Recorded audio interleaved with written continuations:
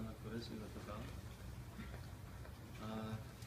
At least 3-4টে philosophical কাজ দেওয়া উচিত। কেন আমরা ভোগ নিবেদন করবো, কেন আমরা আরতি করবো, আরতির প্রতিটা উপাদানের অর্থ কী, এই সবগুলি নিয়ে আলোচনা করা হবে। কিন্তু তার আগে আমি ষোড়শোপচার দিয়ে দিচ্ছি, আপনারা প্র্যাকটিস করতে পারবেন ঘরে দিয়ে। ষোড়শোপচার আগে ক্লাস করছি, পরে যদি সময় থাকে সোমবারে একটা ক্লাস দেবো, আপনারা সবাই অবশ্যই আসার চেষ্টা করবেন। সোমবারে রাত্রে এরকম সময় যখন ফিলোসফিক্যাল প্রশ্নোত্তর করবো বা এমনি অনেক ক্লাস, যেগুলো ফিলোসফিক্যাল ক্লাস দেওয়ার দরকার সেগুলো ক্লাস দেবো, গুরুত্বপূর্ণ। তো আজকে আমরা আলোচনা করব ষোড়শ উপাচার। আলোচনা করে আমি প্র্যাকটিক্যাল দেখিয়ে দেবো কী করে ঘরে পূজা করতে হয়।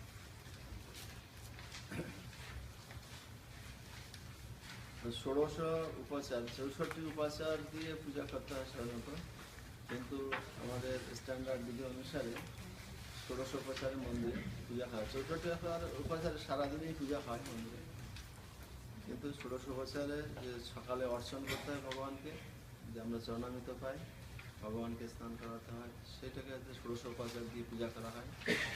তো সেটা ষোড়শ উপাচার পূজা কীরকম, যেমন আমরা কোনো অতিথি আসলে আমরা কি করি, প্রথমে তাকে বলি আপনি কৃপা করে আসন গ্রহণ করেন। ধরুন কারণ গুরু মহারাজ গেল বা কোনো বৈষ্ণব গেল বা কোনো মন্ত্রী আসলেন বা কোনো একটা খুব অফিসার কেউ আসলেন, কোনো উচ্চপদস্থ, তা আমরা কি হাত জোর করে খুব বিনম্র হয় আপনি কৃপা করে আসন গ্রহণ করুন, না একটা আসন দিয়ে বলি আপনি কৃপা করে আসন গ্রহণ করুন। তো ভগবানকে ঠিক সেই রকমই আমাদের চিন্তা, ভগবান হচ্ছেন সমস্ত দেবেরও দেবতা, সমস্ত আরাধ্য দেবের সমস্ত। আমরা যাদেরকে আরাধনা বলে মনে করি, ব্রহ্মা বিষ্ণু শিব বা কালী দুর্গা ইন্দ্র চন্দ্র বরুণ দেবতা দেশী, যাদেরকে আরাধ্য বলে মনে করি, তাদেরও আরাধ্য দেব হচ্ছেন। কারো কোনো সংশয় আছে এতে? কৃষ্ণ হচ্ছেন ভগবান। ভগবান কাকে বলে? যিনি ষড়ৈশ্বর্যপূর্ণ। ষড়ৈশ্বর্য কি কি?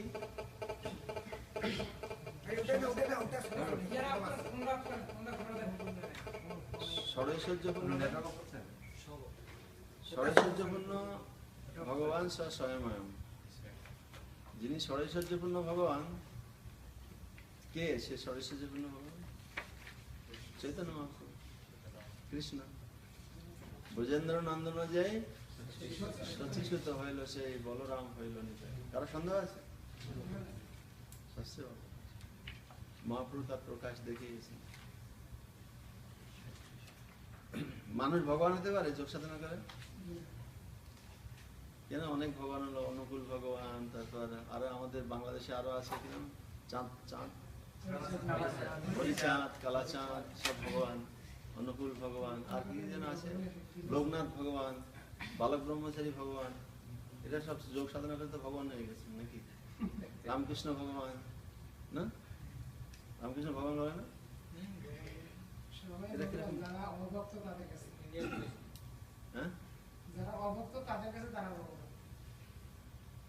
ভগবানের লক্ষণ কি? আমরা কি দেখে ভগবান চিনতে পারবো?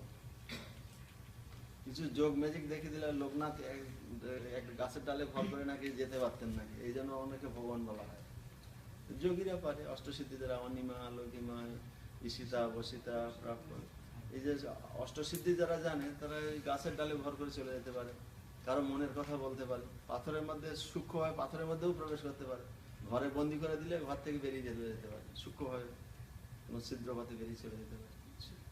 অনিমা লঘিমা ঈশিতা বসিতা প্রাপ্তি, এই বিভিন্ন যে যোগসিদ্ধি আছে যোগসিদ্ধি ব্যবহার করতে পারে, বায়ুর উপর ভর করে চলে যেতে পারে। তারপর এখান থেকে বসে বসে হয়তো কাশ্মীর থেকে আপেল নিয়ে, ভারতের থেকে হাত বাড়িয়ে এখান থেকে আপেল নিয়ে আসবে সিঙ্গাপুরে। আপনি চাইছেন একটা রসগোল্লা, সঙ্গে সঙ্গে একটা হাতের থেকে তোমার থেকে এনে দিল রসগোল্লা। যোগসিদ্ধি জানে, যোগসিদ্ধি দ্বারা। যোগসিদ্ধির মধ্যে ভগবান হওয়া যায়? কৃষ্ণ যোগসিদ্ধি করে ভগবান হয়েছিলেন? সমস্ত যোগেরও ঈশ্বর তিনি ভগবান। আর ভগবান কৃষ্ণ ছোটবেলা থেকে তার শক্তি দেখা যায়, 3 দিন বয়স তিনি একটা বিশাল অসুরকে মেরে দিলেন। কথা কাকে? পুতনায়, বিশাল রাক্ষসী মেরে দিলেন। দুধ পান করার ওসিলায় স্তনে মুখ দিয়ে প্রাণবায়ুটা শুষে নিয়ে গেল। ভগবানকে যোগ সাধনা করে বা শক্তি উপার্জন করে জিমন্যাস্টিক করে ভগবান হতে হয় না। ভগবান সে জন্ম মাত্রই ভগবান। ভগবান কেন? মানে ভগবান গোলক বৃন্দাবন থাকেন। তিনি এই জগতে আসেন কেন? ভগবদ গীতায় ভগবান কি বলেছেন? যখন ধর্মের গ্লানি হয় তখন তিনি আসেন, অধর্ম বেড়ে গেলে তখন তিনি ধর্মকে প্রতিষ্ঠা করার জন্য, অধর্মকে বিনাশ করার জন্য আসেন, আর সাধুদের রক্ষা করার জন্য আর দুষ্ট প্রকৃতির লোকদেরকে বিনাশ করার জন্য তিনি যুগে যুগে অবতীর্ণ হন। অবতীর্ণ হন, অবতার কাকে বলে? যিনি অবতরণ করেন। আমরা বলি না বিমান থেকে অবতরণ করবো, মানে বিমান থেকে নেমে আসা। অবতরণ মানে নেমে আসা। তো অবতরণ মানে কি? প্রপঞ্চ অপ্রপঞ্চ জগৎ মানে চিৎ জগৎ, গোলক বৃন্দাবন, বৈকুণ্ঠ, ওখান থেকে ভগবান যখন এই জড় জগতে, এই প্রপঞ্চ জগতে নেমে আসেন, তাকে বলা হয় অবতার। ভগবানের কিন্তু জন্ম হয় না। নৃসিংহদেবের বাবা মাকে, মৎস্যের বাবা মাকে, কুর্মের বাবা মাকে, এই যে অবতার, ভগবান নেমে আসেন, ফট প্রকাশ করেন নিজেকে।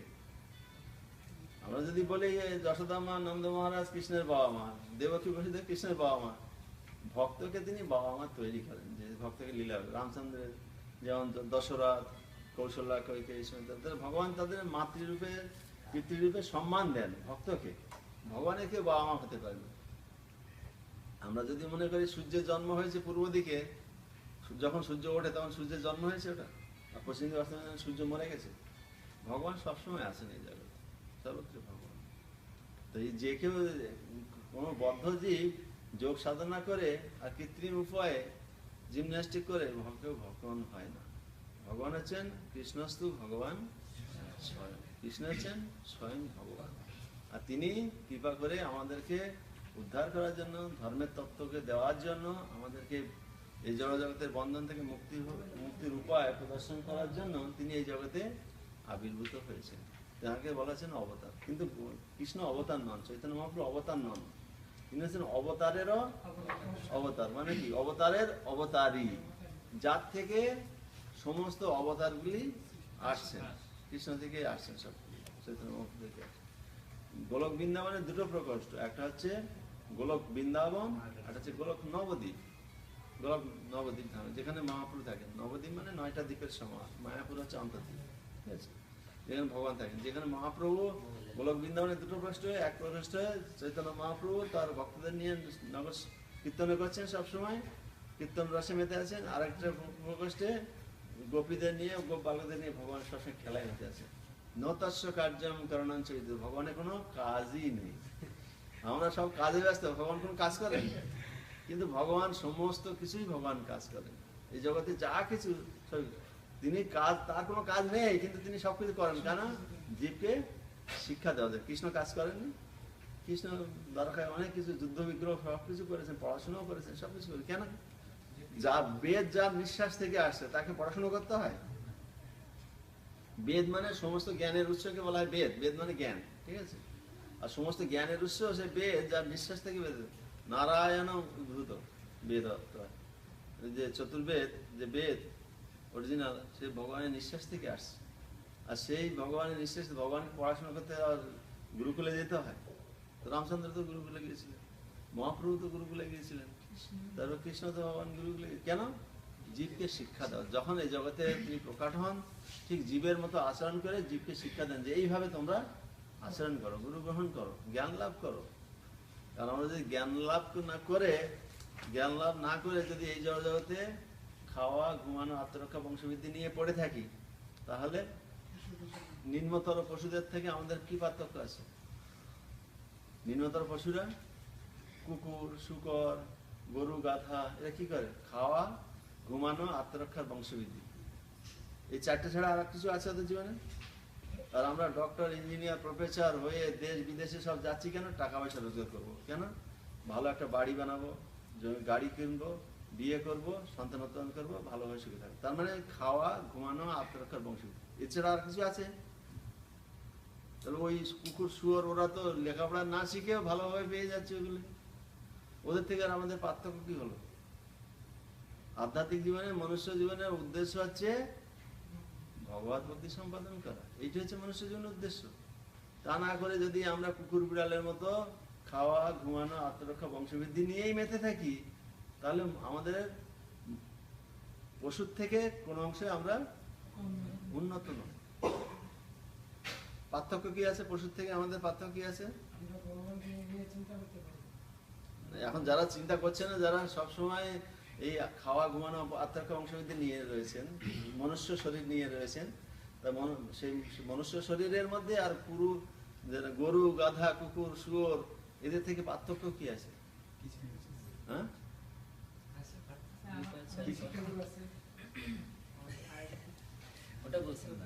না, যারা ভগবান করছে না, ভক্তি বিভাজন করছেন, তাদের থেকে আমি আলাদা করে বলছি। যারা মানুষ, যারা চারটে খাওয়া ঘুমানো আত্মরক্ষা বংশবৃদ্ধি মানুষেও করছে, কুকুর বিড়াল শুয়োর এরাও করছে। কুকুর, শুয়োর, বিড়াল, কুকুর এদের থেকে, গরু, গাধা, শুয়োর থেকে আমাদের থেকে কি পার্থক্য আছে? হ্যাঁ, এটা পার্থক্য আছে। দ্বিপদ পশু আর চতুষ্পদ পশু, এটাই পার্থক্য আছে। পশু তো বটেই, ধর্মে না হীনা পশুভি সমানা। ধর্মস আহার নিদ্রা ভয় মৈথুনাঞ্চ সামান্যম এতাৎ পশুভির নরানাম ধর্মহি তেষাম অধিক বিশেষ ধর্মে না হীনা পশুভি সমানা। ধর্মহীন ব্যক্তি পশুর সমান। আমরা মনুষ্য জীবন লাভ করেছি, আমরা মনুষ্য জীবন লাভ করেছি কি পশুর স্তরে ফিরে যাওয়ার জন্য, না ভগবানের কাছে ফিরে যাওয়ার জন্য? প্রতি জন্মে পিতা মাতা সবে পায়, কৃষ্ণ গুরু নাহি মিলে ভজ হিয়া। খুব ইম্পর্টেন্ট কথা। প্রত্যেক জন্মে আমরা পিতা মাতা পেয়েছি। এটা শুয়োরের মা বাবা নেই, তাহলে আসলে কি করে? ওর মাও আছে, ওর বাবাও আছে। এটা কুকুরেরও মা আছে, বাবা আছে। পাখিরও মা বাবা আছে, মা বাবা আছে। প্রত্যেকের মা বাবা আছে। একটা বিষ্ঠার মধ্যে যে কৃমিকীট হয় না, কোনো দেহ পচে গেলে কত কৃমি হয়, ছোট ছোট ছোট পোকা হয়, ওদেরও মা বাবা আছে। ওরাও ডিম পাড়ে, ওদের বাচ্চা হয়, প্রত্যেকের মা বাবা আছে। এই জন্য শাস্ত্র হচ্ছে প্রতি জন্মে পিতা মাতা সবে পায়, কৃষ্ণ গুরু নাহি মিলে। ওদের কৃষ্ণ গুরু মেলার সুযোগ আছে, কিন্তু একমাত্র মনুষ্য জীবনে কৃষ্ণকে পাওয়ার সুযোগ আছে, গুরু গ্রহণ করার সুযোগ আছে। আর এই সুযোগ যে হেলায় হারায়, সে হচ্ছে আত্মা। সে নিজেকে হত্যা করছে, আত্মঘাতী হচ্ছে, সুইসাইড করছে। তাছাড়া কুকুর বিড়ালের থেকে প্রতি জন্মে পিতা মাতা সবে পায়, কৃষ্ণ গুরু নাহি মিলে ভজ হিয়া। কৃষ্ণ গুরু কখনো পাওয়া যায় না।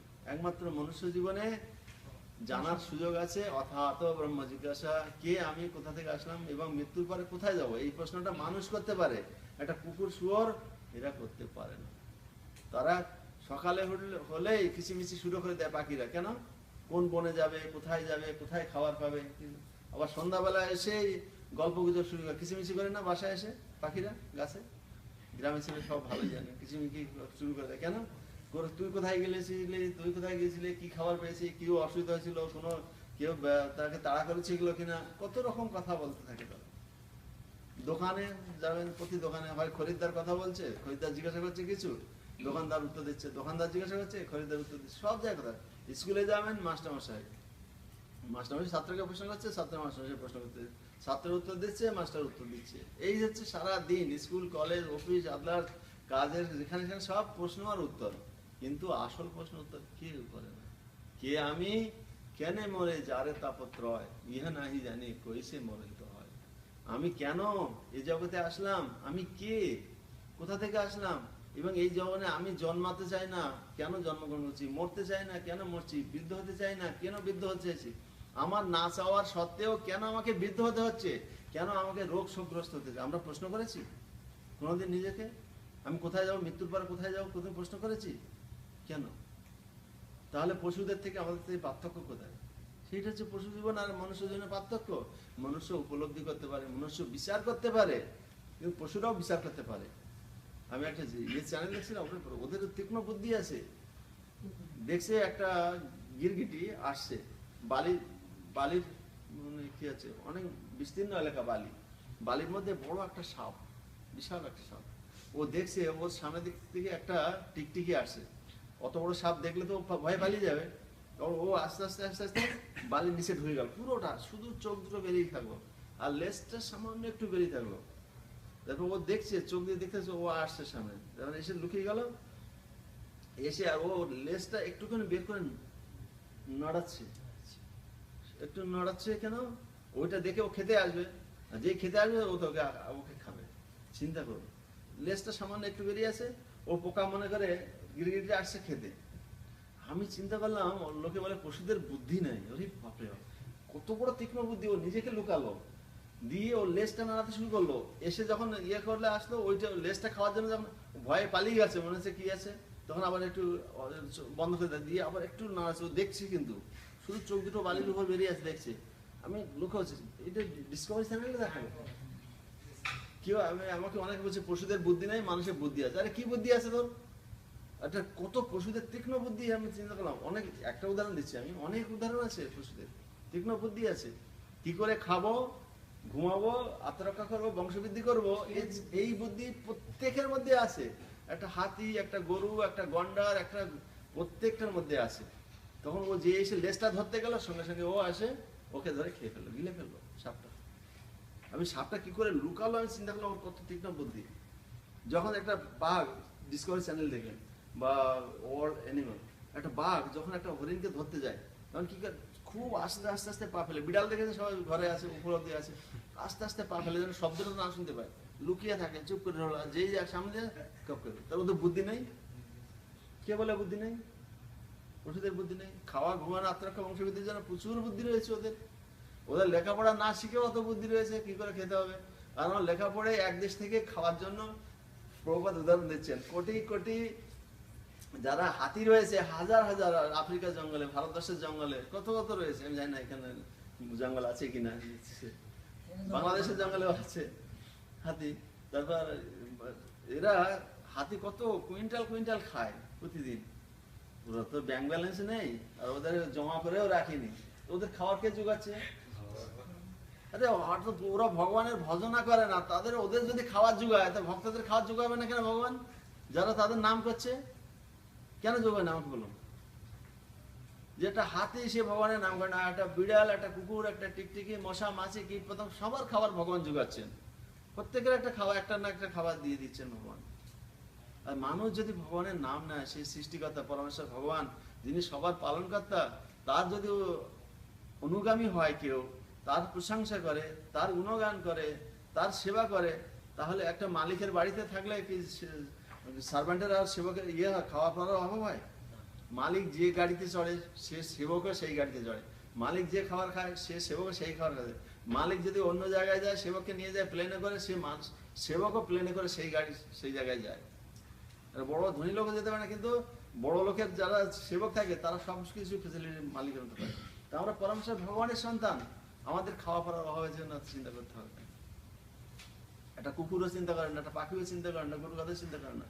আমাদের সবাইকে চিন্তা করা উচিত কি করে আত্মগুলো দিব। ঠিক আছে, আমরা অর্থ রোজগার করে দেশ বিদেশে যেতে পারি, আসতে পারি, কোনো অসুবিধা নেই, কিন্তু আমাদের লক্ষ্য থেকে ভ্রষ্ট হলে তাহলে পশুদের থেকে আমাদের থেকে পার্থক্য রইল কোথায়? বুঝা গেল? আমি বলছি না যে সবাইকে সম্পূর্ণরূপে ছেড়ে দিয়ে হরে কৃষ্ণ করুন আর ওই মন্দিরে পূজা করুন না। আপনি, মহাপ্রভু বলছেন, হাতে কাম মুখে নাম। আমাদের অর্থ রোজগার করতেই হবে, কেননা আমরা মনুষ্য জীবন লাভ করেছি। আমরা বলতে পারি না ও পশুদের মতো নহি সুপ্তস্য সিংহস্য প্রবিশন্তি মুখে মৃগা। সিংহ বলতে পারে যে ও আমি বনের রাজা, কেন আমি বনের রাজা, এই জন্য খাবারগুলি আপনা থেকে আমার মুখের মধ্যে আসে। আসে কি? তাকে ও দৌড়ে দৌড়ে লাভ দিয়ে দিয়ে তাকে ধরতে হয় খাওয়ার। খাওয়ার আপনা থেকে বনের সিংহ, ও বলতে পারে যে আমি সিংহ, মনের রাজা আমি, খাবার তো আমার কাছে আসা উচিত, আসে? নহি সুপ্তস্য সিংহস্য, ঘুমান্ত সিংহের মুখে খাবার আপনা থেকে প্রবেশ করে না, তাকেও দৌড়ে দৌড়ে দিয়ে খুব লম্প ঝম্প করে তাকে খাবার অন্বেষণ করতে হয়, তাকেও পরিশ্রম করতে হয়। তাহলে আমাদেরকে খাওয়ার জন্য একটু পরিশ্রম করতে হবে। তাতে কেউ আমরা ভগবান আমাদের কর্ম থেকে নিবৃত্ত করতে বলেননি, নিবৃত্ত তো বলেননি। কর্মণ্যবাধিকার আসতে মা ফলেষু কদাচন। তুমি কর্ম করে যাও, কিন্তু কর্মের ফলের আশা করো না। কি হবে? ঠিক আছে, আপনি সৃষ্টিকর্তা, আপনি সবাই ভরণ পোষণ দিচ্ছেন, পালন করছেন, আপনি সবাইকে আমাদেরকে পালন করুন। ভগবান সবাইকে পালন করতে না চাইতেও আমাদেরকে যেটা গুরুত্বপূর্ণ জিনিস সেটা আমাদেরকে দিচ্ছে। এক মুহূর্ত অক্সিজেন ছাড়া বাঁচতে পারবো? আমরা প্রার্থনা করি ভগবান আমাকে অক্সিজেন দিন, না চাইতেই দিয়ে দিয়েছেন আমাদেরকে। জল না খেয়ে আমরা বাঁচতে পারবো দু একদিন? অবস্থা শোচনীয় একদিন জল না খেলে। ভগবান অঢেল জল দিয়ে দিয়েছেন, লবণ জল আমরা খেতে পারবো না, তার জন্য আবার সূর্যদেবের তাপে তাপে বাষ্প করে নিয়ে আবার মেঘ রূপে আবার আমাদের স্থলভূমিতে দিয়ে দিচ্ছেন, এই জল তোমরা পান করো। কত সুন্দর ফিল্টার দিয়ে দিচ্ছেন, কি ব্যাপার! ভগবান আমাদের না চাইতে দিচ্ছেন না, অক্সিজেন দিচ্ছেন, বায়ু তারপর ইয়ে দিচ্ছেন, জল দিচ্ছেন। যদি সূর্যের তাপ বন্ধ হয়ে যায় তো সারা পৃথিবীটা ক্লোজ হয়ে যাবে, বন্ধ হয়ে যাবে। সূর্যের তাপ না হলে আমরা বাঁচতে পারবো না, কোনো উদ্ভিদ বাঁচবে না, কোনো শস্য উৎপন্ন হবে না। সেই সূর্যের তাপ কে দিচ্ছে? ইয়ে সিঙ্গাপুর সরকার দিচ্ছে না ভারত সরকার দিচ্ছে না বাংলাদেশ সরকার দিচ্ছে? কে দিচ্ছে? কার বাপ দিচ্ছে? ভগবানই দিচ্ছে। আর তা আমরা সবকিছু ভগবানের সম্পত্তি ভোগ করছি, আর তার প্রতি আমরা কৃতজ্ঞ নেই। এইটা হচ্ছে আমাদের দোষ, তার প্রতি আমরা কৃতজ্ঞ নেই। মালিকের খাচ্ছি আর মালিকের প্রতি কোনো কৃতজ্ঞতা জানাচ্ছি না। সবকিছু মালিক দিচ্ছে, অরিজিনাল মালিক হচ্ছেন পরমেশ্বর ভগবান কৃষ্ণ। আর তার আমরা যদি সেবা করি, আমাদের খাদ্যের অভাব আছে? এটা গরু গাধা হাতি এরা এত খায়, তাদের খাবার অভাব নেই, আমাদের মানুষের খাবার অভাব হবে কেন? ভগবান সবাইকে পোষণ করে, সবাইকে পালন করে। জীব যত সৃষ্টি হয়েছে তার জন্য ভগবান তাদের জন্য আলাদা খাবার তৈরি করে পাঠিয়েছেন, এর জন্য চিন্তা করতে হয় না। যেমন একটা শিশু সন্তান আসবে, মাতৃগর্ভে যখন সে বড় হচ্ছে, মায়ের স্তনে আস্তে আস্তে দুধ আসে। যত যেই প্রসব হয়ে গেল সঙ্গে সঙ্গে মায়ের স্তনে দুধ আসলো। কেন? ও জানে শিশু, ভগবান বিচার করে রেখেছেন, শিশু তো উঠেই তো এই অন্ন ডাল সবজি খেতে পারবে না, ভূমিষ্ঠ হয়ে অন্ন ডাল সবজি খেতে পারবে না। তার খাওয়ারের জন্য মায়ের বুকে তিনি দুধ দিয়ে দিয়েছেন। যেই ভূমিষ্ঠ হলো তার আগে তো দুধ নেই মায়ের বুকে, যেই ভূমিষ্ঠ হলো সঙ্গে সঙ্গে মায়ের বুকে দুধ আসলো। কেন? শিশুর জন্য। ভগবান যদি আগে থেকে ব্যবস্থা করে রেখে দেন, তাহলে আমাদের জন্য কেন করে রাখেননি? তো আমাদের সবার জন্য তিনি করে রেখেছেন। আসলে আমাদের উদ্দেশ্য উচিত আত্ম উপলব্ধি করা, আমি কে, কোথা থেকে আসলাম এবং আমাদের কি কর্তব্য। তা আমাদের ইন্দ্রিয়গুলিকে ভগবানের সেবায় নিয়োগ করা উচিত। আমরা বিভিন্ন কাজে ব্যস্ত থাকি, ভগবানকে ভুলে যাই। আমাদের ভগবানের সাথে আমরা জগতে কেন কষ্ট পাই? কেন আমরা ভগবানকে ভুলে গেছি। একটা উদাহরণ দিচ্ছি, দিয়ে আমি একটু আসল পয়েন্টে আসি। ভক্তি সিদ্ধান্ত ঠাকুর একটা উদাহরণ দিয়েছেন। একদম বড় জমিদারের ছেলে, সে বাবার সাথে একটু মন কষাকষি করে চলে গেছে বাড়ি থেকে, দিয়ে কি করে টাউনে চলে গেছে। আর জমিদার ছেলে অনেক পয়সা নিয়ে গেছে, নিয়ে গিয়ে তার লম্পটের ব্যবস্থা, অনেক ধনী পরিবার ছেলেদের যা হয়, এটা সেটা করতে করতে টাকা পয়সা টাউনে গিয়ে উড়িয়ে দিয়েছে। দিয়ে এখন কি করবে? নিজেকে মেনটেন করবে। এখন রাস্তায় ফুটপাতে থাকে, রাত্রে কোথাও তো থাকতে দিচ্ছে না। ওই টাকা পয়সা না হলে কেউ টাউনে থাকতে দেয়? ফুটপাতে ঘুরছে আর ভিক্ষা করে করে, এই দোকানে স্টল, চায়ের দোকানে, এখানে দোকানে গিয়ে ভিক্ষা করে করে খাচ্ছে। একজন ভদ্রলোক গিয়েছে, যে দেখছে, আরে এটা তো অমুক জমিদার বাবুর ছেলে, সেই গ্রাম থেকে গিয়েছে। বলছে, এই তুমি এখানে কি করছো? বলছে, ও খুব দয়া উৎপন্ন হলো, তো ওকে কিছু 10 টাকা দিলে, তুমি হোটেলে খেয়ে নিও। কিছু সেবা করলো। হ্যাঁ, আরেকজন চিন্তা করতে, এ তো অনেক মদ খেতে যায়, ঠিক এক বোতল মদ কিনে দিই, মদ কিনে দিল, খেলো। কিন্তু ওর তো সব ক্ষণস্থায়ী। আর দেখা গেল তো ও ঠিক সিগারেট খেতে পারলো, 1 প্যাকেট সিগারেট দিয়ে আসলো, সব ক্ষণস্থায়ী।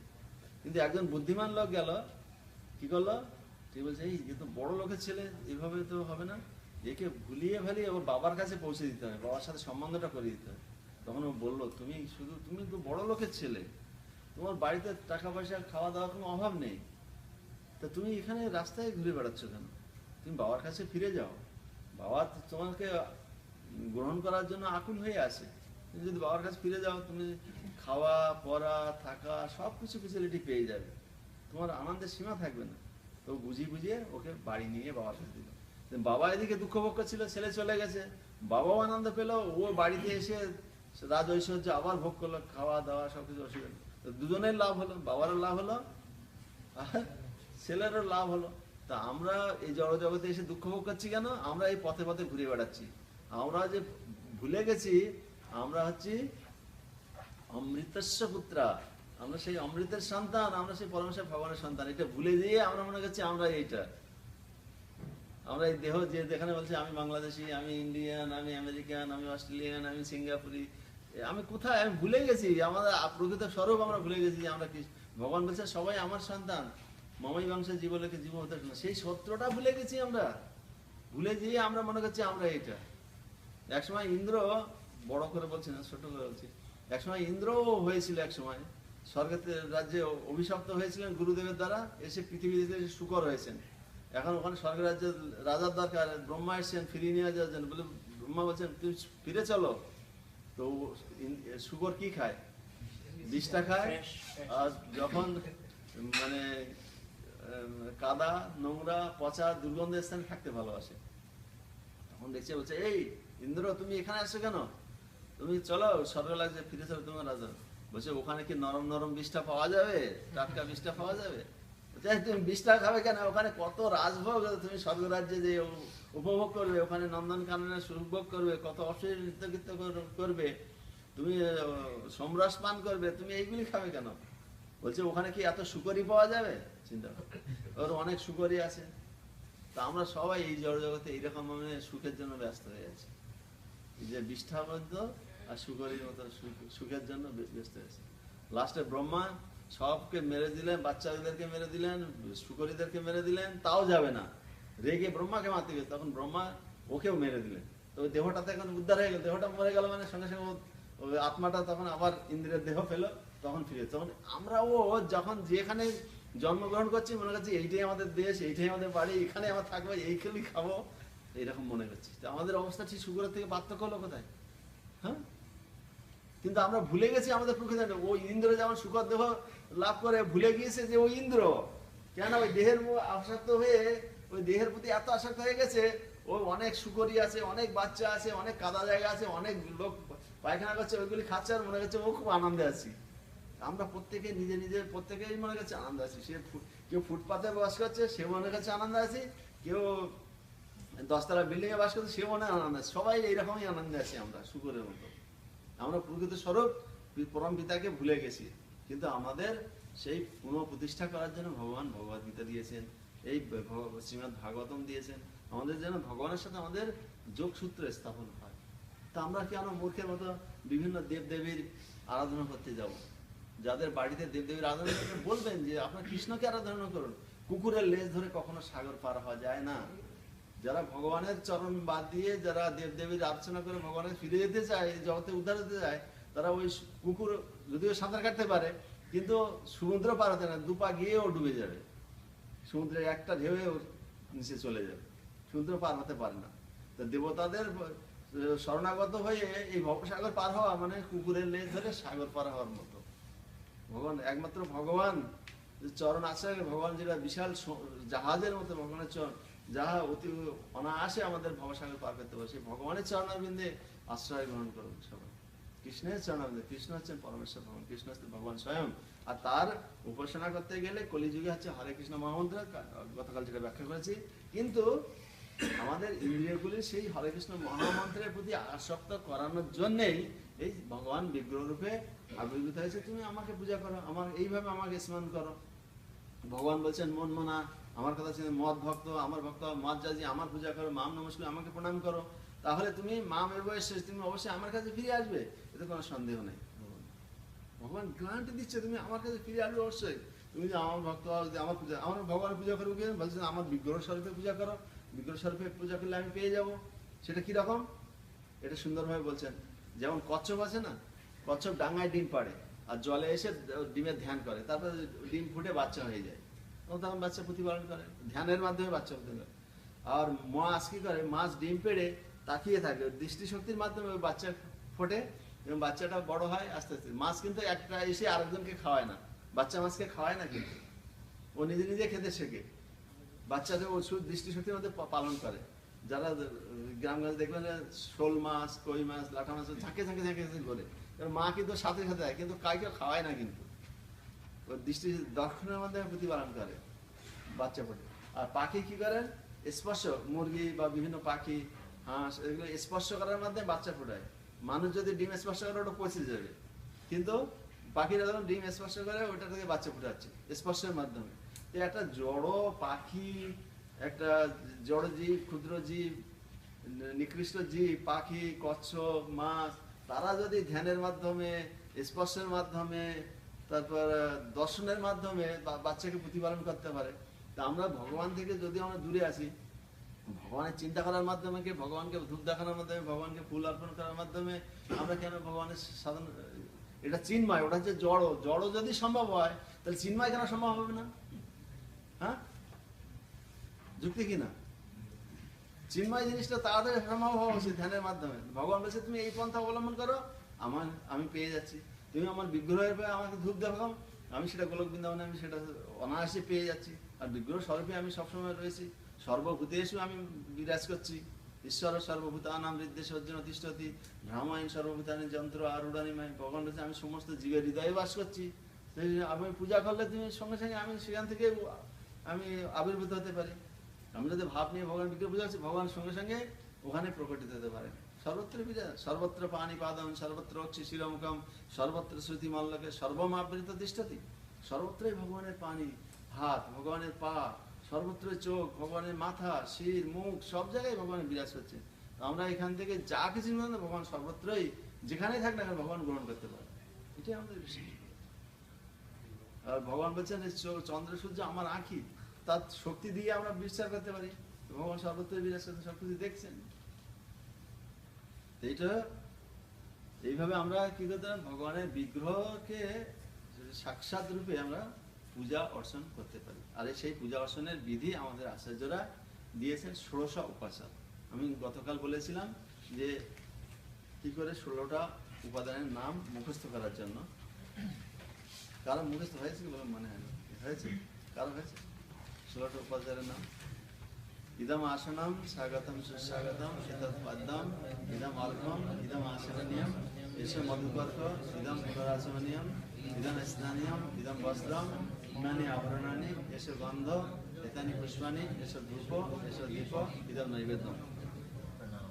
তারপর লাস্টে নমস্কার প্রণাম বা প্রণাম মন্ত্র উচ্চারণ করে যে বিগ্রহ আপনি পূজা করছেন সেই বিগ্রহ প্রণাম হচ্ছে কৃষ্ণ বা রামচন্দ্র বা মহাপ্রভু, কৃষ্ণ বলরাম, লক্ষ্মীনারায়ণ, যে বিগ্রহের বিষ্ণু তত্ত্ব আমরা পূজা করবেন সেই বিগ্রহের প্রতি রাধাকৃষ্ণ প্রণাম মন্ত্র উচ্চারণ করবেন, গণিতের প্রণাম মন্ত্র উচ্চারণ করবেন। আমি উদাহরণ দিচ্ছিলাম যদি কোনো গুরুদেব আসেন বা কোনো বৈষ্ণব আসেন বা কোনো প্রধানমন্ত্রী যারা আপনি বাড়িতে আসেন, কি করবেন? খুব আদর করে আপনি একটা আসন দেন, বসাবেন। তারপর জিজ্ঞাসা করবেন হরে কৃষ্ণ, আপনি কুশল কেমন, আপনি আসুন, ওয়েলকাম, ওয়েলকাম দিন, হরে আসুন, ওয়েলকাম, ধন্যবাদ, আপনি কৃপা করে আমাদের ঘরে আপনি পদার্পণ করেছেন, এই জন্য আমরা অত্যন্ত গর্বিত যে আপনি আপনার মহৎ চরণগুলি আমার ঘরে পড়লো। জাস্ট ওয়েলকাম জানানো, স্বাগতম সুস্বাগতম। এতৎ পাদ্যম, তারপর ওনাকে একটু পা ধোয়ার জন্য জল দেওয়া হলো, এতৎ পাদ্যম। ইদম অর্ঘম, ওই যে সুগন্ধি জল আছে ওর ভিতরে দেখুন অর্ঘর বিভিন্ন উপাদান রয়েছে, ওটা অর্ঘটা করে ওটা জলটা মস্তকে ছিটানোর জন্য, পবিত্র হওয়ার মস্তকে ছিটানোর জন্য অর্ঘম। ইদম আচমনিয়ম, ইদম আচমনিয়ম হাত মুখ ধোয়ার জন্য, ইদম আচমনিয়ম হাত ধোয়ার জন্য, মুখ ধোয়ার জন্য, বিশেষ করে হাত মুখ ধোয়ার জন্য আচমনিয়ম। দেন এবারে মধুপর্ক, তাকে স্নান করাতে হবে। অতিথি আসলে কি তার বাড়িতে আপনি স্নান করবেন, স্নান করার পূর্বে একটা মধুপর্ক দেওয়া হয় কেন? মধুপর্ক হচ্ছে মধু, দুধ, দই, ঘি, মধু আর চিনি জল একসাথে মিশ্রণ। ওটা একটা টক টক ঝাল মিষ্টি মিষ্টি লাগে, তো এটা রুচি জন্মায়, তারপর স্নান করতে খুব ভালো লাগে। এই জন্য একটা উপাদেয়, একটা মুখরোচক আর কি মধুপর্ক। দুধ, দই, ঘি, মধু আর চিনি জল, পঞ্চম একসাথে হচ্ছে। মধুর ভাগটা একটু বেশি থাকবে আর দইয়ের ভাগটা একটু থাকবে, তারপর আর সব অল্প অল্প থাকবে। এই মধুপর্ক দেওয়ার পরে তারপর একটু মুখে যখন একটু পান করলেন মধুপর্ক, ওটা লিকুইড আর কি, দুধ, দই, ঘি, মধু আর চিনি জল বা মিষ্টি জল। 41 নম্বর পৃষ্ঠায় 6 নম্বরে দেখুন। হ্যাঁ, 41 নম্বর পৃষ্ঠায় 6 নম্বরে দেখুন, সব ওখানে আছে এর মধ্যে। এবার তারপর মধু পরে পরে একটু পুনরাচমনিয়ম, মানে আবার পুনঃ মানে আবার মানে এগেইন, পুনরায় পুনরায় আবার আবার আচমন দিলেন, হাত মুখ দিলেন। যেহেতু মধু পরে আবার মুখটা ধুয়ে নিন, বাস মধু পান করবেন। তারপর এদেরকে বললেন আপনি স্নান করতে আসুন। স্নানের পরে অঙ্গবস্ত্র দিলেন বা অঙ্গবস্ত্র মানে গামছা। তারপর আপনি বললেন আপনি স্নান করতে আসুন। ঠিক আছে, সহজ জিনিস। একটা অতিথি আসলে মানুষ সহজভাবে নিন। অতিথি আসলে আমরা কি করি? তারা আপনি এবারে মধুকর্ক খেয়ে নিলেন, তারা আসমান করলেন, বলে প্রভু এবার আপনি আসুন, মহারাজ আপনি আসুন, স্নান করুন। স্নান করতে বাথরুম দেখে দিলেন, বা বাথরুমের স্নানের সুন্দর স্নানের জায়গা, জল টল এনে রেডি করে দিলেন, আপনি এখানে স্নান করুন, আর এনে কাছে এনে দিলেন, ইদাম স্নানিয়াম। তারপর স্নানের পরে বস্ত্র দিলেন, কাপড় চোপড় পরার জন্য, ইদাম বস্ত্রম। স্নানের পরে কি বস্ত্র, তারপর বস্ত্রের পরে অলংকার, হাতে ঘড়ি থাকলো, আংটি থাকলো, তারপর গলার মালা থাকলো, এই অলংকার, সেখানে হার থাকলো, অলংকারগুলি দিয়ে দিলেন। সোজা জিনিস, সহজভাবে নিন, অলংকার দিলেন, ইমানি আবরণানি। তারপর চন্দন লাগিয়ে দিলেন, এসো গন্ধ, খুব ভালোবাসে, তার খুব গুরুত্বপূর্ণ ব্যক্তি থাকে কিন্তু চন্দন টন্দন। আমরা কোনো অনুষ্ঠান হলে, নামযজ্ঞটজ্ঞ হলে বাংলাদেশে হয়তো সব জায়গায় নামযজ্ঞটা হলে, তখন অতিথি আসলে তখন কি করি, চন্দন লাগিয়ে দিই না কপালে, সুগন্ধ তিলক চন্দন লাগিয়ে দিই সুন্দর করে, ইদাম তিলকম ইদাম চন্দন চন্দন, এসো গন্ধ। তারপরে একটু ফুল দিলেন, ফুল সবাই ভালোবাসে, আনন্দ হচ্ছে। ফুল আছে ভগবানের স্মিত হাস্যোজ্জ্বল মুখমণ্ডলের প্রতীক আর কি ফুল। আর এটা হচ্ছে সুগন্ধি, সবাই ভালোবাসে, ফুল দেখলে সবাই মনটা প্রফুল্ল, ও কি সুন্দর ফুল। যে কোনো একটা ফুল দেখলে সুন্দর হলে, প্রস্ফুটিত ফুল দেখলে সবার মনটা প্রস্ফুটিত হয়ে যায়, আনন্দে উদ্বেলিত হয়ে যায়। ফুল সবাইকে গিফট দেয়, কেন? একজন একজনকে ভালোবাসলে এখন ফুল দিয়ে দেয়, ফুলের তোড়া দিয়ে দেয়, ফুল দিয়ে দেয়, একটা গোলাপ দিয়ে দিল, একটা পদ্ম দিয়ে দিল, ও খুব খুশি, আহ কি সুন্দর, খুব ভালোবাসেন। তো ভগবানকে এনে দিলেন, অলংকার দেওয়ার পরে চরণে তুলসী দিলেন, ফুল মালা দিলেন, মালা দিলেন, তারপর গন্ধ পুষ্প, গন্ধের মানে চন্দন দেওয়ার পরে পুষ্প, পুষ্প মানে চরণে ফুল দিলেন, গলায় মালা দিলেন, সুন্দরভাবে অতিথি আসলে বা বৈষ্ণব আসলে ডেকোরেট করলেন, একটা গলায় ফুলের মালা দিলেন, সবাই খুশি হয়। ফুলের মালা খুব আভিজাত্যের প্রতীক, সম্মানের প্রতীক, আর সুন্দর লাগে দেখতে। তারপর এসব ধূপ, ধূপ ধূপ কি জন্য দেওয়া হয়? কোনো খারাপ গন্ধটাকে নিবৃত্ত করার জন্য ধূপ দেওয়া হয়, এই জন্য ধূপ, এসব ধূপ। আর আবহাওয়াটা পরিষ্কার করার জন্য, আবহাওয়াটা স্বচ্ছ করার জন্য ধূপ দেওয়া হয়, স্মেল করার জন্য ধূপ। তারপর দীপ দিয়ে ওটা আভিজাত্য, কোনো অপবিত্র জিনিস আর কিছু থাকতে পারে না। অনেক সময় আমরা শ্মশান ঘাট থেকে আসলে কি করে, স্নান করে আগুন স্পর্শ করে তারপর ঘরে ঢুকি, কেন কোনো অপবিত্র জিনিস এই আগুনকে ক্রস করে যেতে পারবে না, আগুন সব পাবে, এই জন্য আগুনকে ক্রস করতে লিপ দেওয়া, এটা আভিজাত্যের প্রতীক। দ্বীপ দেওয়া হলো যেন অপবিত্র না থাকে, দ্বীপ দেওয়া হলো, দুধ দ্বীপ। তারপর কিছু যখন পরিষ্কার হয়ে গেল, সবকিছু অলংকার সাজানো গোছানো হয়ে গেল, কোনো অপবিত্র নেই, এবার ওনাকে কিছু খেতে দিলেন, সেটা বলে ইদম নৈবেদ্যম, সোজা জিনিস। বাড়িতে ডাকে না, এখন আপনার সব চান টান হয়ে গেছে, তিলক টিলক পরা হয়ে গেছে, কাপড় টাপড় পরা হয়ে গেছে, ঠিক আছে এবার আসুন ভোগ গ্রহণ করুন, সোজা সোজা মনোবৃত্তি ভাবে নিয়ে নিন, একদম সোজা। এবার আপনি কিছু খাবার গ্রহণ করুন, যা রান্না হয়েছে সেগুলি গ্রহণ করুন সুন্দর করে। তাই ভগবানকে আদর করে বলছে, ভগবান আপনি, আমি আমার সামর্থ্য মতো যা কিছু জোগাড় করেছি আপনি কৃপা করে গ্রহণ করুন। অহংকার সহিত নয়।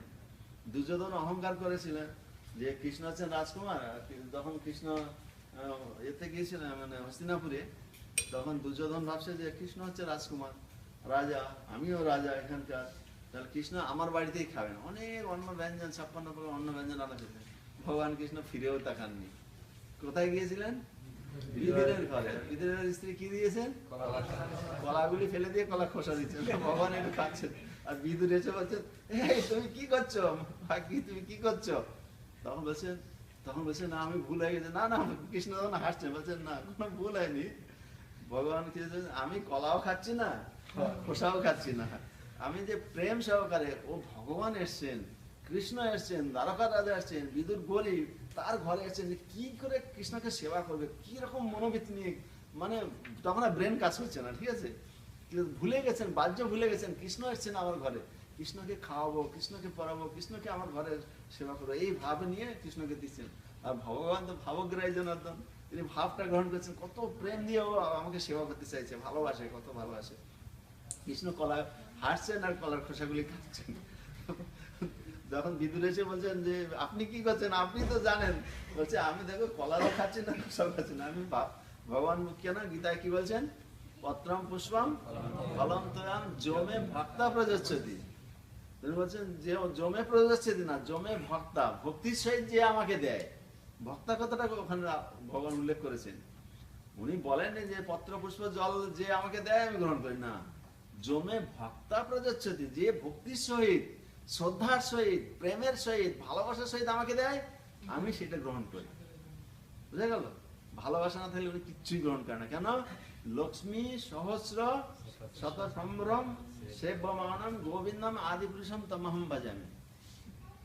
কোটি কোটি লক্ষ্মী দেবী সম্ভ্রম সহকারে, ভয় সহকারে, স্নেহ সহকারে, প্রণয় সহকারে তারা সেবা করছেন।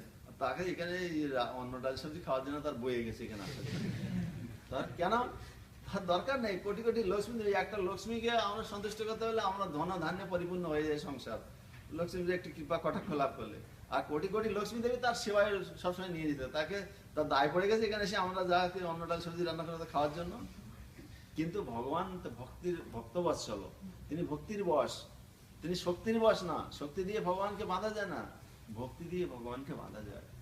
মা যশোদা ভক্তি দিয়ে ভগবানকে বেঁধেছিলেন, শক্তি দিয়ে পারেননি। দুর্যোধন চেষ্টা করেছিল ভগবানকে বাঁধবে, কিন্তু ভগবানের খুঁজে পেয়েছিল বিরাট পুরুষ। দুর্যোধন বলে যে একে বন্দি করো, দেখছে বিশাল পুরুষ, কোথায় বন্দি করবে দুর্যোধন রাজসভায়? তারপর দুর্যোধন যখন খেতে দিয়েছেন কিছুই খায়নি ভগবান। ভক্তের দেওয়া দ্রব্য ভগবান কাড়ি কাড়ি খায়, অভক্তের দেওয়া দ্রব্য ভগবান উলটি না চায়, ফিরেও তাকায় না, উলটি না চায়, ফিরেও তাকায় না। এই জন্য ভক্তি সহকারে যদি আমরা পত্রম পুষ্পম ফল জল গাছ যদি ভগবানকে নিবেদন করি, ভগবান সেটা গ্রহণ করেন। আর ভগবানের শাস্ত্রে বলা আছে তুলসী দলমাত্রেণ জলস্য সুলুকেন বা বিক্রিণেত সমাত্মানম ভক্তেব্য ভক্তবৎসল। ভগবান এতই ভক্তবৎসল, এতই ভক্তের প্রতি কৃপা, এত অনুকম্পা, এত ভালোবাসা। ভগবান ভক্তকে এত ভালোবাসেন, কি করেন? ভগবান বলছেন আমার ভক্ত যদি এক অঞ্জলি জল আর একটা তুলসী মঞ্জুরি আমাকে দেয়, তা আমার ভক্তের সেই ভক্তিতে আমি নিজেকে বিক্রি হয়ে যাই, আমি ভক্তের কাছে বিক্রি হয়ে যাই, আমি ভক্তের দাস হয়ে পড়ি। ভক্ত আমাকে যেভাবে খাওয়ায় সেইভাবে খাই, যেভাবে পড়ায় সেইভাবে পড়ি, আমি ঋণী হয়ে যাই ভক্তের কাছে। যদি কেউ ভক্তি সহকারে একটা তুলসী পাতা, একটা তুলসী মঞ্জুরি, একটু এক অঞ্জলি জল যদি আমাকে কেউ অর্পণ করে, যে লক্ষ্মীপতি, তাই হাজার হাজার কোটি কোটি লক্ষ্মী দেবী যার চরণ সেবা আছে, সে এই কথা বলছেন। চিন্তা করেন, তিনি হচ্ছেন ভক্তির বশ, শক্তির বশ নয়। আমাদের জ্ঞান বৈরাগ্য বা বিবেচনা, শক্তি, অর্থ, বুদ্ধি বল এইসব দিয়ে ভগবানকে কোনোদিন জয় করতে পারি না আমরা।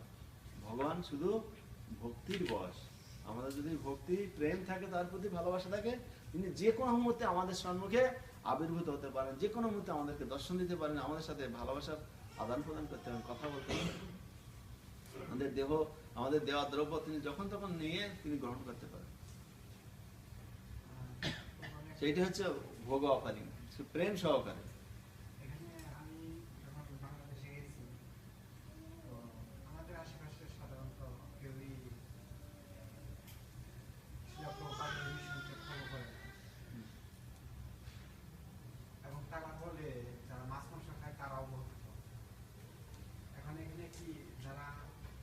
প্রভুপাদের যে চারটি নিয়ম ফলো করে ভগবান সেবা পূজা করতেছে তারা ভক্ত, নাকি যারা মাছ মাংস আহার করে ভগবানকে ভোগ নিবেদন করছে তারাও ভক্ত? ভগবান কি বলেছেন মাছ মাংস খাওয়ার জন্য? গীতায় বলেছেন পত্রম পুষ্পম ফলম মৎস্যম মাংসম, ভগবান বলেছেন। কিন্তু তারা বলে যে তুমি যে মাছ মাংস না খেয়ে ভগবানকে ভোগ নিবেদন করছো, তুমি কি করে জানলা সেটা গ্রহণ করছে? আর আমি যে তাকে দিন ভরা মাছ, কেননা ভগবান বলেছেন আমাকে এইগুলি দাও, পত্রম পুষ্পম ফলম তয়ম। তিনি বলেননি মৎস্যম মাংসম, তিনি বলেছেন, তিনি যেটা দিতে বলেছেন, তিনি, আমি যদি বলি আমাকে এক গ্লাস জল দাও, তুমি যদি এসে আমাকে এক গ্লাস দুধ দাও, আমি সন্তুষ্ট হবো? কখনো সন্তুষ্ট হবো না। কেন? আমার জলে পিপাসা লাগছে, দুধের কোনো ইয়ে হয়নি। কিন্তু তারা দুধই দিচ্ছে, কলি দিচ্ছে, অন্ন দিচ্ছে, এবং তারা বলছে আমরা আরো তো বেশি কান্নাকাটি করে ভগবানকে দিচ্ছি। হ্যাঁ শুনুন, ডাক্তার বলেছে যে তুমি এইগুলি গ্রহণ করো। ডাক্তার যদি বলেছে যে এইটা খেতে পারবে না, তো সেইটা যদি আমরা খাই তাহলে কি হলো? আমরা ভগবানের নির্দেশ পালন করছি। আর এই যে মাছ মাংস এগুলি কি মানুষের খাবার? যারা মাছ মাংস খায় আর যারা আমিষাশী প্রাণী আর নিরামিষী প্রাণীর মধ্যে পার্থক্য কি? আমিষাশী প্রাণীর দাঁতগুলি দেখবেন লম্বা লম্বা, বাঘ, সিংহ, তারপর কুকুর, তারপর বিড়াল, ওদের দাঁতগুলি তীক্ষ্ণ তীক্ষ্ণ, আর তোমার বড় বড় লম্বা লম্বা। দেখেছেন ধারালো? মানুষের দাঁত, গরু, ছাগল বা ঘোড়া, হাতি, যারা ঘাস লতা পাতা খায়, এদের দাঁতগুলি কি তীক্ষ্ণ, চ্যাপ্টা, সমান্তরাল। মানুষের দাঁত সমান্তরাল না তীক্ষ্ণ? তাহলে কেন মাছ মাংস খাবে? যারা যারা তৃণভোজী প্রাণী তাদের নাড়ি হচ্ছে 33 ফুট 32 ফুট নাড়ি, মানুষের নাড়ি 32 ফুট। আর যারা মাংসাহাসী প্রাণী ওদের নাড়ি 6 ফুট। মেপে দেখো, নাড়ি কেটে মেরে দেখো, আমাদের নাড়ি অনেক, ওদের পচিয়ে পচিয়ে যেতে হয়। আর ওদের 6 ফুট। ওরা জাস্ট একটা কুমির বা একটা বাঘ যদি আস্ত হাড় মাড় বা হাড় গোড় বা যা কিছু মানে রক্ত মাংস চামড়া লোম খেয়ে ফেলে, ও সব হজম হয়ে যায়। মানুষের যদি মাংস খাওয়ার সময় একটা লোম পেটে গেলে ডায়রিয়া হয়ে যাবে। খাক ওদের মতো হাড় মাংস চামড়া সমেত খাক। মাংসের প্রাণী মানুষের খাবার কোথায়? এটা শাস্ত্রে বলেছে মানুষের খাবার? এটা কোন বিজ্ঞান বলতে আছে? না তো আমি যে ভাগবতীতে বলছিলাম যে ভক্ত মাম অভিজানাতি, ভগবানকে শুধু একমাত্র ভক্তরাই জানতে পারে। সুতরাং ভক্ত ভগবান ওখানে বলছেন আগে ভক্ত হতে ভগবান সে বলছে, ওরাও বলছে, ওরা তো মেনে নিচ্ছে, ওরাও বলছে আমরা ভক্ত, আমরা মাছ মাংস খাচ্ছি দেখি আমরা ভগবানকে প্রেম সহকারে ডাকছি। কেন ভগবান বলছেন ভগবানকে একমাত্র ভক্তই জানতে পারে। হ্যাঁ, তো ওরাও তো নিজেরা বলছে আমরা ভক্ত। যারা মাছ মাংস খাচ্ছে ওরাও তো বলছে আমরা ভক্ত, আমরা ভগবানকে পূজা করছি, ভগবানকে মাছ মাংস নিবেদন করছি। যারা অনেকে মাছ মাংস নিবেদন করে, বুঝতে পেরেছেন? ওরাও তো বলছে আমরা ভক্ত। কিন্তু ভগবান কি বলেছেন? আমি যদি বলি আমাকে এই দাও, আমি যদি অন্য কিছু দিস, তাহলে আমি সন্তুষ্ট হবো? আপনি যদি আমাকে অন্য কিছু দেন, আমি যেটা চাইছি সেটা দিয়ে অন্য কিছু দেন, আমি সন্তুষ্ট হবো? কখনো। ভগবান বলেছেন আমাকে এইগুলি দাও। ভগবান বলেছেন যে কি খেতে হবে, পত্রম পুষ্পম ফলম তোয়ম। ভগবান তো বলেননি যে সবাই আমার কাছে আসবে। ভগবান বলছেন মনুষ্যানাম সহস্রেষু কচ্ছিৎ যততে সিদ্ধয়ে যতদাম আমি সিদ্ধান্ত করছি না। হাজার হাজার মানুষের মধ্যে কদাচিৎ 2-1 আমার কাছে আসবে। মহাপ্রভুর ভোগ দেয়, যারা মাছ মাংস রান্না করে ওরাই সেই রান্না করে, এবং ওইভাবে এই যে অন্ন শাক সবজি এই সমস্ত নিবেদন করে, এবং ওরা আরো বেশি কান্নাকাটি করে। তসমিন গুরু সশিষ্য তো দেবতাৎসাপ আবুত। সেই রকম গুরু আর সেরকম শিষ্য দেবতার দ্বারা অভিশপ্ত হয়ে তাবম নরকম ঘোরম ব্রজতম কালম অক্ষয়ম, তবে সেই অসীম অনন্ত কাল ধরে নরক যন্ত্রণা ভোগ করবে। এইরকম গুরু আর এরকম শিষ্য। ভগবান সবাইকে দেখাশোনা করে। আর ভগবান এটা ভাগবতমে নির্দেশ দিয়েছেন, এই 4টি জিনিসের মধ্যে পাপ কর্ম অবশ্যই বর্জন করা উচিত। সেটা ভাগবতের শ্লোক থেকে দেখবেন, লিখে রাখুন, শ্রীমদ্ ভাগবতের শ্লোক। অভ্যুত্থিত তদা তস্মৈ স্থানানি কলয় দদৌ দূতং পানম স্ত্রিয়ং শুনা যত্র অধর্ম চতুর্বিধা। এটা শ্রীমদ্ ভাগবতের মনে হচ্ছে প্রথম স্কন্ধে হবে। ওটা আপনি শ্লোকটা লিখে রাখতে পারেন, শ্রীমদ্ ভাগবতের শ্লোকটা খুঁজে। অভ্যুত্থিত তদা তস্মৈ, অভ্যুত্থিত তদা তস্মৈ স্থানানি কলয় দদৌ দূতং পানম স্ত্রিয়ং শুনা যত্র অধর্ম চতুর্বিধা। অভ্যুত্থিত তদা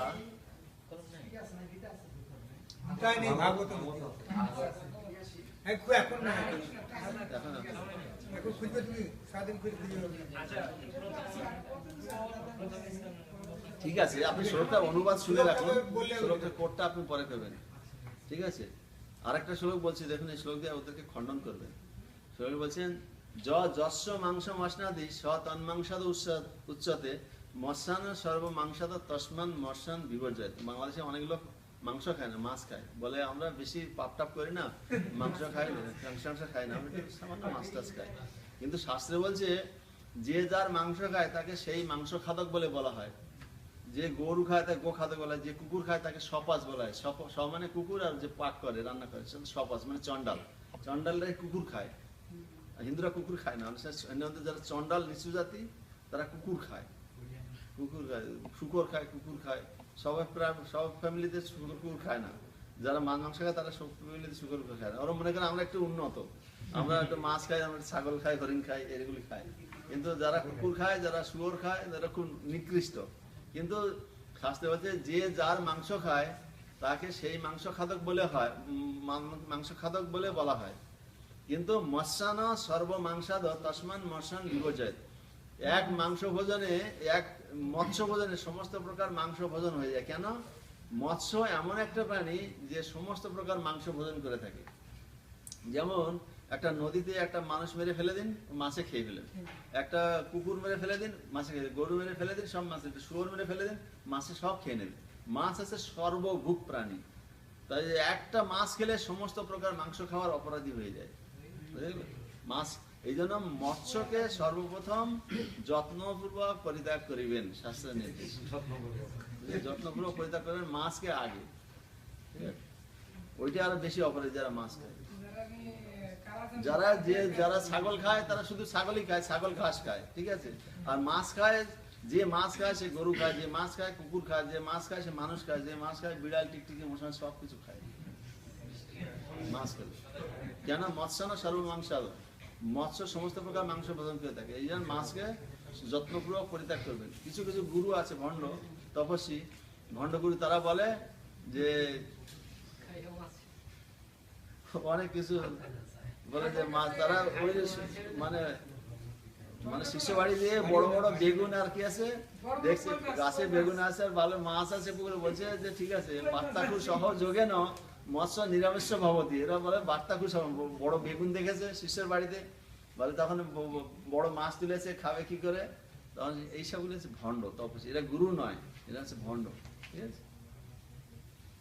যে যথামাম প্রপাদন, যে যেমন ভাবে ভগবানকে ডাকবে সেই রকম একটা গুরুর সন্নির্দেশে চলে যাবে, ঠিক আছে? যদি অসৎ পথে চলতে চাই, অসতের একটা সান্নিধ্য পাবে, গুরু নেবে। আর যদি সৎ পথে চলতে চায়, ভগবানের কাছে যেতে চায়, সেরকম তো সৎগুরুর সান্নিধ্য পাবে। অন্যরা যে যাই করুক, তর্ক খণ্ডন করার জন্য যতক্ষণ তাদের তর্ক খণ্ডন করবেন, ততক্ষণ মানে একজন রেসলিং আরেকজনকে মারতে মারতে করে দেয়, এরপরে আবার তাজে উঠে, এরপরে আবার অন্য কথা সব বন্ধ দরকার করে নেই। চাচা আপন, এই জন্য সে শুনলো, বাস জোর করে উপদেশ দেওয়ার দরকার নেই, যে শুনলো ঠিক আছে তাকে উপদেশ দিন। শ্রদ্ধাবান ব্যক্তিকে উপদেশ দিন, অশ্রদ্ধাবান ব্যক্তিকে উপদেশ দিলে আপনার নবম নাম অপরাধ হয়ে যাবে, ঠিক আছে? শ্রদ্ধায় ব্যক্তি ভগবানের দীপনার সঙ্গে উপদেশ দাও, ঠিক আছে? এখন এখন চাচা আপন প্রাণ বাঁচায়। এখন বাঘ এসে পড়েছে, এখন কি করে? ঠিক আছে বাঘ মশাই, আমার মা বাবা ভাই বোন রয়েছে, এদেরকে আপনি রক্ষা করেন, আপনি আমাকে কেন বলবেন?